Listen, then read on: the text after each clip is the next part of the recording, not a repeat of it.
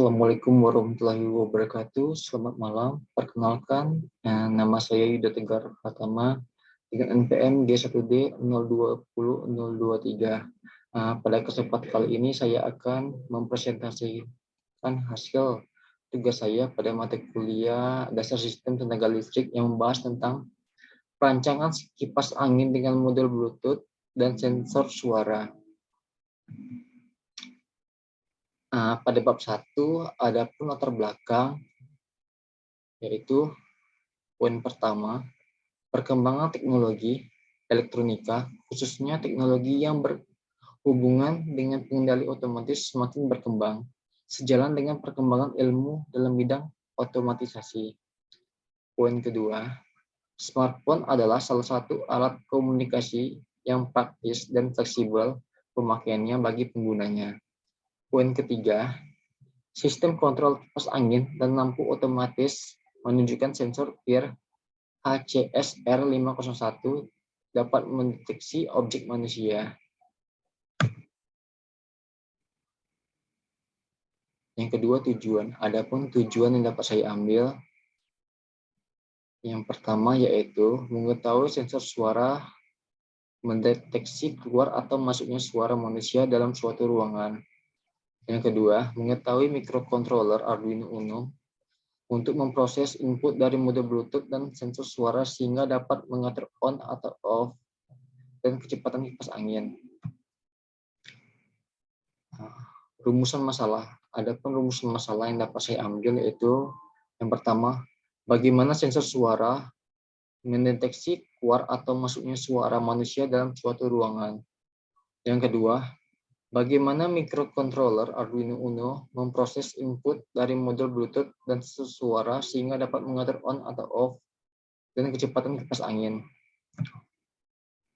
Bab kedua yaitu kajian teori. Microcontroller adalah sebuah komputer mikro memiliki 3 komponen yaitu unit pengelola pusat CPU, Central Processing Unit, memori, dan sistem I/O input atau output untuk dihubungkan ke perangkat luar. Bluetooth HC05. Bluetooth adalah teknologi komunikasi tanpa kabel yang menyediakan layanan komunikasi secara real-time antara perangkat Bluetooth dengan jarak layanan yang lebih jauh dari media inframerah. Kipas angin DC. Kipas angin menggunakan motor listrik untuk mengubah energi listrik menjadi energi gerak baling-baling. Dalam kipas angin DC terdapat 2 kumparan besi pada bagian yang bergerak serta sepasang pipi yang berbentuk magnet pada bagian yang diam. Relay. Relay merupakan saklar elektrik yang menggunakan elektromagnet untuk memindahkan saklar dari posisi off ke on. Dan relay merupakan komponen elektronik yang digerakkan oleh tenaga listrik. Kabel jumper. Jumper merupakan konduktor listrik kecil yang dimasukkan ke bagian pin untuk menyambungkan rangkaian listrik. Breadboard. Breadboard merupakan komponen yang memudahkan dalam membangun dan membongkar rangkaian dengan cepat dan sangat cocok untuk keperluan eksperimen. Untuk perancangan alat itu terdiri dari 3 tahapan, yang dimana yang pertama yaitu input, proses, dan output. Untuk input sendiri terdiri dari smartphone Android, powerbank, kemudian proses terdiri dari Bluetooth HC05 dan Atmega 16. Yang terakhir output terdiri dari kipas angin DC dan LED. Untuk prosesnya dari smartphone Android masuk tersambung ke Bluetooth HC05. Kemudian dari Bluetooth diterima dan diproses di Atmega 16. Serta powerbank 5 volt DC masuk ke Atmega 16. Keluaran dari Atmega 16 masuk ke LED dan kipas angin DC. Bab 3. Hasil dan pembahasan. Tabel 3.1. Pengujian pengiriman karakter.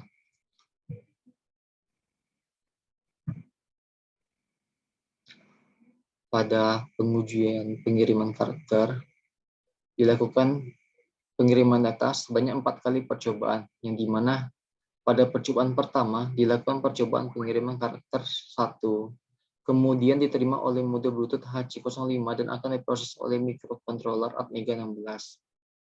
Pada percobaan kedua dilakukan proses pengiriman karakter 2, kemudian diterima oleh modul Bluetooth HC05 dan akan diproses oleh microcontroller Atmega 16. Jadi pada percobaan pengujian pengiriman karakter tersebut dapat disimpulkan bahwa percobaan tersebut berhasil. Tabel 3.2, pengujian jarak Bluetooth terhalang oleh ruangan atau tembok. Pada tabel 3.2 dapat dianalisa bahwa pengujian jarak Bluetooth terhalang oleh ruangan atau tembok dilakukan 10 kali variasi percobaan, yang dimana pada percobaan pertama hingga percobaan ke-7 dilakukan percobaan dengan jarak 0 hingga 6 meter, mendapatkan hasil respon input dari Android dengan respon 0,1 detik.